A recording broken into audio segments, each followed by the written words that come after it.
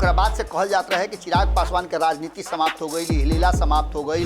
गठबंधन कांग्रेस के हिसाब से जरा करे के बाद कांग्रेस में आओ, कांग्रेस के संगे बात विचार करो, वरना जगदानंद सिंह की सब मोह माया छोड़ के बड़का पद खातिर छोटका पद के लालच छोड़ दे भाई। नीतीश कुमार खातिर कुर्सी रिजर्व बा, चाहे वो कुर्सी के खातिर नीतीश कुमार के कुछ भी करे के पड़े, फिर पाला बदले के पड़े।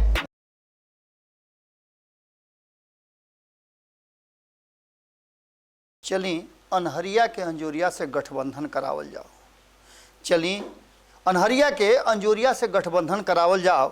काम मुश्किल बा, काम मुश्किल बा, बाकी सियासी तरीका आजमावल जाओ। गोड़ लागत नहीं हेरा से अभिनंदन बर वालों के खूंटा ठोक पाओ। अब रुआ लोग सामने रोज रोज आ रहा बनी अतना ना बिहार के राजनीति में उधम मचल बा कि आयल जरूरी हो गई बा। रुआ हेने धरी तो तक हेने हाथ छोड़ा के भागत रुआ। बड़ा अजीब तरह के बिहार के राजनीति हो गई बा। और बिहार के राजनीति काहे इतना अजीब बा, ओकरा पीछे कई गो कारण बा। अब देखी ना, नीतीश जी के वो गठबंधन से आउट कर दिया गई, जौन उनका के मुख्यमंत्री से प्रधानमंत्री बनाई।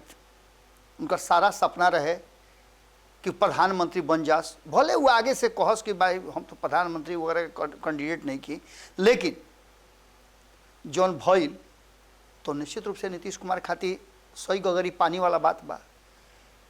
रुआ बताई कि रुआ घरे में गोतिया पट्टादार में कोनो ऐसा काज प्रयोजन होखे और रुआ को में से हिगरा दिया बेलगा दिया तो रुआ निश्चित रूप से दुख तकलीफ होबे करी। भले अपना घरे रुआ पूरी बना के खा ली, लेकिन उ जौन भीतर हुक रहलन वो आदमी के हो जाला। तेलंगाना के मुख्यमंत्री केसीआर सभे के बुलौले और नीतीश कुमार के उनमें से छांट दिले। अब नीतीश कुमार के छांटे के कारण रुआ समझत नहीं न, हालांकि वो बिहार आई, उनका खूब मान सम्मान मिलल और उनका के या बैठा के प्रेस वार्ता भी कल गई, जना में रुआ देखबे कहीं कि बहुत सारा बात रहे। ये बात समझल जात रहे कि आगे चल करके संबंध ही बढ़िया हुई, लेकिन ऐसा भइल कि नीतीश कुमार के वजह से साफ बेलाग हटा दिहल गई। कई राज्य के मुख्यमंत्री पहुँचले, कई राज्य के जो प्रमुख दल वाले उनकर नेता पहुँचले, लेकिन नीतीश कुमार के निमंत्रण तक ले नाम भेटाइल। एक मतलब हुआ समझता नहीं कि कहीं ना कहीं जो गठबंधन बनत रहे ओकरा से नीतीश कुमार के बहरी कर दिहल गई। एक सीधा मतलब बा कि अब नीतीश कुमार खातिर समस्या हो गई बा कि वो कैसे दिल्ली के यात्रा करिए। अब एक में रुआ लोग के आंकड़ा बताई तो यह आंकड़ा में कई गो ऐसा राज्य बा, जैसे तेलंगाना के केसीआर तो कार्यक्रम में कैले रहन। एकरा अलावे उमें दिल्ली के मुख्यमंत्री अरविंद केजरीवाल रहन, जिनका लगे 2 गो राज्य बा। पंजाब के मुख्यमंत्री भी रहन भगवंत मान। अब जोड़त चली नीतीश कुमार जो 40 गो पर खूंटा ठोकत रहे, और यही कारण से बार बार कहल जात रहे कि नीतीश कुमार जब निकलल बड़े तो कुल मोह माया छोड़ के, कई हाली तो कहबो कैले जगदानंद सिंह की सब मोह माया छोड़ के बड़का पद खातिर छोटका पद के लालच छोड़ दे भाई, लेकिन ऐसा भइल ना। अब एक अलावे बंगाल के मुख्यमंत्री ममता बनर्जी भी एक गोल में आवे के नीतीश कुमार वाला गोल में तैयार नहीं थी। अखिलेश तो उनका से भेंट भी कैले रहन। अखिलेश यादव के बात करते नहीं, उत्तर प्रदेश जो सबसे बड़का सबसे बेसी सीट बा, सबसे बढ़ल राज्य बा, ओकरा पर ढेर कुछ निर्भर करेला जना से केंद्र में जेकर सरकार बनी वो उत्तर प्रदेश के सपोर्ट मिली तब वहीं बनी। अब रुआ समझ ली कि उत्तर प्रदेश के जो पूर्व मुख्यमंत्री रहे हा और जाके बड़का नेता हवे अखिलेश यादव, वो भी में पहुँच रहन। एक अलावे केरल के मुख्यमंत्री पिनरई विजयन भी पहुँच रहन।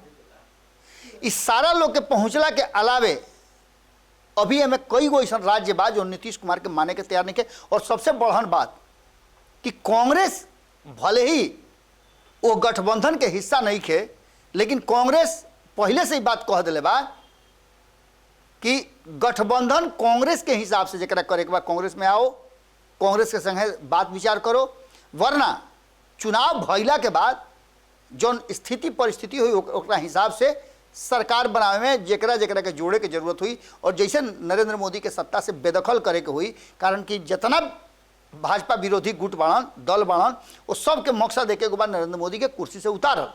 तो वैसा स्थिति में सबके साथे लिहल जा सकेला, लेकिन नीतीश कुमार वो भरोसा के काबिल नहीं खन। नीतीश कुमार के गोल से चरतरफी खदरा खदरी हो गई बा। कांग्रेस तैयारे नहीं खे, ममता बनर्जी तैयारे नहीं की, अभी तक ले महाराष्ट्र से कोनो शिवसेना के बात आइल ना।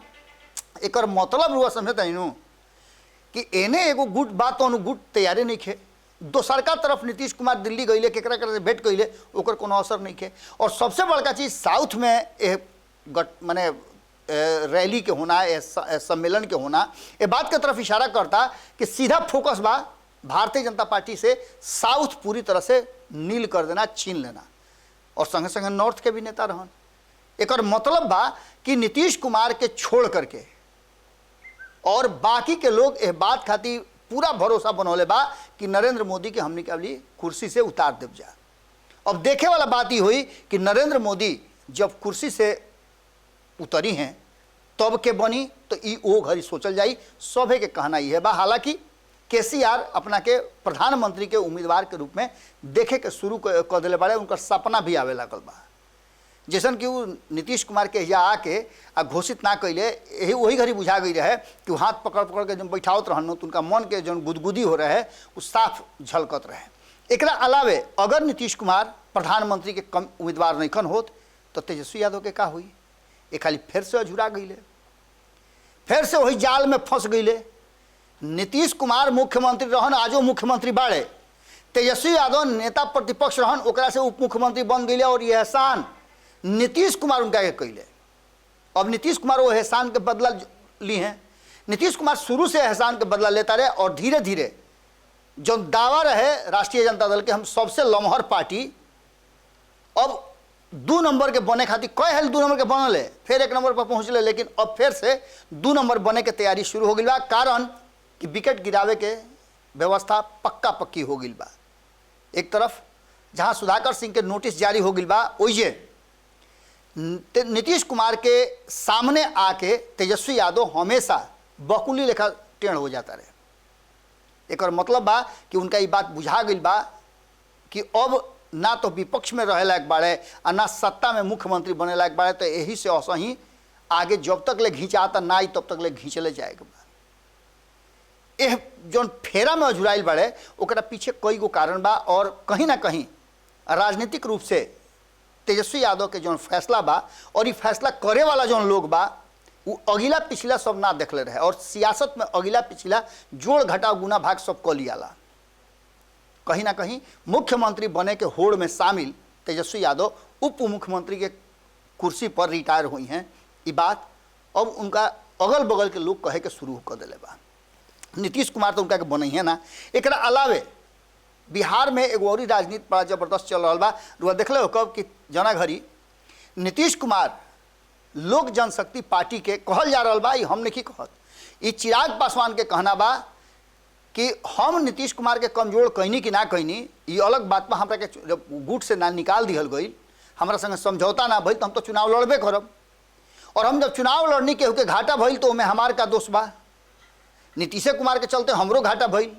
ओजा नीतीश कुमार अपन उम्मीदवार ना उतरते तो हम जीत गई रही थी। ये बात अभी चलते रहे तब तक ले लोक जनशक्ति पार्टी 2 फाड़ में बट गई।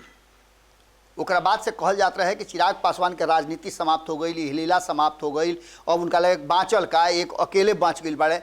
लेकिन उनकर जो युवा उनकर जो जोश रहे और जना तरीका से वो बिहार के राजनीति पर अपन कब्जा जमावे के कोशिश कर दिले, अपना पिताजी के जो उनकर वोट बैंक रहे ओकरा के संगोरे के कोशिश कर दिले, वो संगोरा गई इतना बढ़िया से कि भारतीय जनता पार्टी के फिर से चिराग पासवान में वो स्पार्क नजर आवे लागल और वोट बैंक नजर आवे लागल। जना के प्रयोग दुआ देखले हो कि 3 गो जन उपचुनाव भइल है सीट पर, ओकरा में पूरा का पूरा ओकर फायदा भारतीय जनता पार्टी उठल, सब बदले में दे तो भी है। लेकिन अभी भी ये बात के कहल जा रहा बा कि उनकर लॉटरी तो लाग गई बा, लेकिन अभी दाम भेटाइल नहीं खे, खाली टिकट के नंबर मिलल बा, और टिकट के नंबर जब 16 हो गई बा तो मिली, यह बात के उम्मीद बा। यही से टिकट लुका के अभी तक रखल गई बा कि उनका केंद्रीय मंत्रिमंडल में जगह मिली, कि आवे वाला समय में बिहार के चेहरा के रूप में उनका कल जाई, या फिर उनका के शामिल करा लिया भारतीय जनता पार्टी में। इस सब पर चर्चा चल रहा बा। इस सब चर्चा में सबसे बड़ चर्चा बा कि उनका के सिक्योरिटी बढ़ाना, साथ में उनका के केन्या लेके जाना, ई सारा बात इशारा कर रहा बा कि एक बार फिर से नरेंद्र मोदी और अमित शाह के गुड जो टीम होला वो गुड टीम के हिस्सा चिराग पासवान बन गई बाड़े और आवे वाला समय में उनका बहुत कुछ भेटाई। ई बात अब कहल जा रहा बा। संगे संगे एगो और बहुत बढ़न बात बा कि कुशवाहा ऐसा करेंट देता रहे कि जना करेंट से छटपटात या जदयू और उहे ना उपेंद्र कुशवाहा के इर्द गिर्द जौन लोग बा उ लगातार तैयारी में लागल बोले कि उपेंद्र कुशवाहा चाहे जौन फैसला लेस जौन डिसीजन लेस वो डिसीजन में एक बात तो पक्का हुई कि वो डिसीजन से उनका टीम के लोग इत्तेफाक रखत रुए, पूरी तरह से ऑथराइज कर दिहल गई बड़ुए और ऑथराइज क के ई बात कहल जा रहा बा कि उपेंद्र कुशवाहा जौन फैसला ली हैं वो फैसला सभे के मान्य हुई। ये पूरा रणनीति और राजनीति में एक बात तो पक्का बा कि एकरा से बिहार के घाटा और नाफा का हुई, इस सबसे महत्वपूर्ण बात तो ना बिहार के घाटा होके जा रहा ना नाफा होके जा रहा बा। बिहार के ई मुस्तकबिल हो गई बा, बिहार के ई भाग्य हो गई बा कि बिहार में जे भी कुर्सी पर बैठी ओकर नाम नीतीश कुमार हुई, चाहे गठबंधन कोनो होके, भले उनका के मोदी विरोधी गठबंधन से निकाल दिया, लेकिन बिहार के मुख्यमंत्री के कुर्सी थोड़े के हिला दी।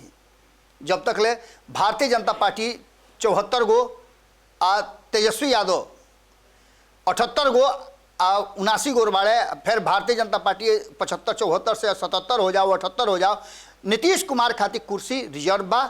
चाहे वो कुर्सी के खातिर नीतीश कुमार के कुछ भी करे के पड़े, फिर पाला बदले के पड़े, जना के तैयारी दिल्ली में कहल जा रहा बा कि शुरू हो गई बा।